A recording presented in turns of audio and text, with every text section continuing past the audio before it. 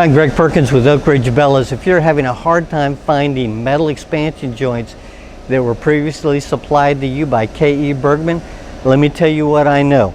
On their letterhead the customer sent me, they say this: metal expansion joints will no longer be manufactured at a Lakeside, California production center.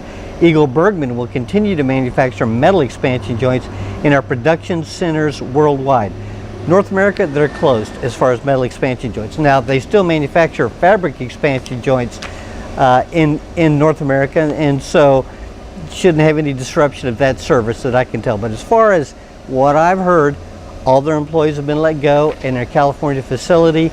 All the metal expansion joint equipment has been auctioned off. That's why you're having a hard time finding them.